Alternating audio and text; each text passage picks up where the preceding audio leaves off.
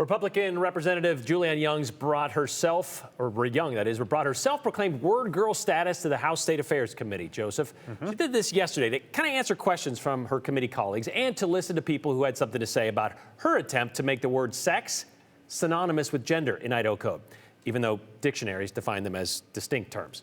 Representative Young, who told the committee she had input from the Heritage Foundation and Alliance Defending Freedom to rewrite these definitions, well, includes in the first line of the bill, under the legislative intent, she says, quote, in human beings, there are two and only two sexes, male and female, even though most modern biologists believe the spectrum is bigger than that. Okay, so Joe, how was this received in committee today? Well, as you can imagine by the final vote, Brian, lawmakers, they liked it enough to get it passed the full House on a party line vote, though, with the Democrats in the House State Affairs voting no.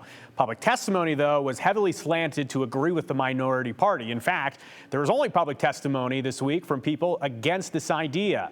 And there were certainly people who believe that the change is an attack on transgender Idahoans, people who don't fit being strictly male or female. Another point was made about the legislation. What about people that are born intersex? Does Idaho law simply ignore them? Public testimony at the Idaho State House can be a window into lives that are not ours, experiences we haven't had, life lived uniquely.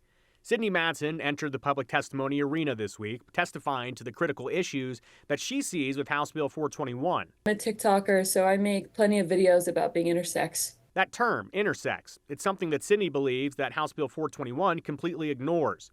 The legislation, according to bill sponsor Representative Julianne Young, is meant to clarify words like male and female, tied to the reproductive system of a person. Having clear definitions is critical to our ability to both communicate and to craft policy.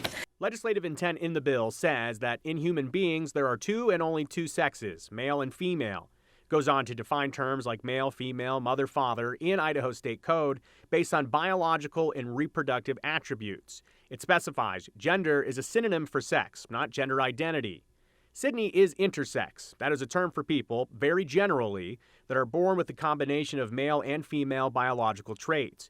And there are several different intersex conditions. It's highly nuanced, and that's the most accurate description. Non-binary categories are very effective because it's cheaper to enforce law in that way. It's easier to exercise power in that way, but it's not scientifically accurate, and it does a lot of harm to people's bodies and their lives by trying to force them into binary categories that really have no place in the law anyways. Through TikTok, Sydney has shared her journey of learning more about herself and the term intersex, all while educating millions of people. Well, I thought I was sharing a funny story about my body being different. I didn't recognize that to be intersex was controversial.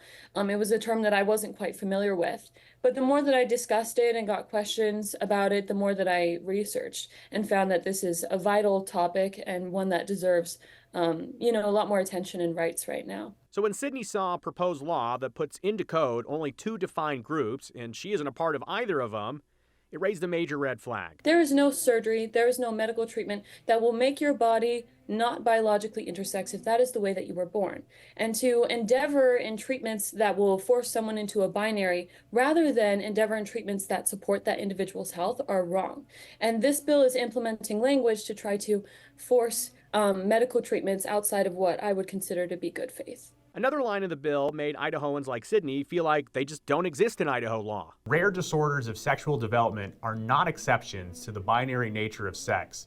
I would imagine that that's something that raised the flag to you. Well, I think if we would like to enforce that such a rare condition should not be recognized with legitimacy and given respect and rights, then it's about time that we stop giving rights and respect to those with green eyes as well. Because both intersex populations and green-eyed people make up approximately 2% of the global population. And there's plenty of reputable research to support that. So while I don't think we should be stripping the rights from either of these populations, I say that if we are going to go after intersex people, we have to start looking at other 2% populations as well. So again, the proposed bill did pass in committee on a party line vote. It heads to the full House of Representatives and will likely have a vote on the floor next week. Brian, I just want to talk about some of the feedback I got from the testimony in the actual hearing yesterday. There was Idahoans that truly believed that the lawmakers on this committee didn't understand what they were talking about. They didn't understand what was being described to them. And when I spoke with Sydney about, being intersex and kind of the nuances there, she also said, I felt like maybe the lawmakers on the committee, they didn't understand or they didn't get what I was saying. So it does show this very, I guess, delicate nature at the legislature of these high-level topics that are scientific in nature, and Julianne Young wants to make them about lexicon. So it's a whole world of ideas that you're trying to work through. Yeah, and it's an interesting point about green-eyed people that she made there. And Julianne, Representative Young, made it a point of saying this isn't about policy, this is about clarification, as she said. But I guess the question would be like that. Maybe it could be used to direct policy, because a lot of people have brought up, what about your gender marker on a driver's license? Excuse me. Right. And this also, we heard people from the transgender community that also say these binaries of one thing or the other is not how I self-identify. And I saw one person say in committee, they said, to you guys, this may be simplifying a word or simplifying a code. To us, this is our identity. So it means a lot. So we'll see where this progresses. Again, it should be on the House floor next week. All right, we'll keep an eye on that.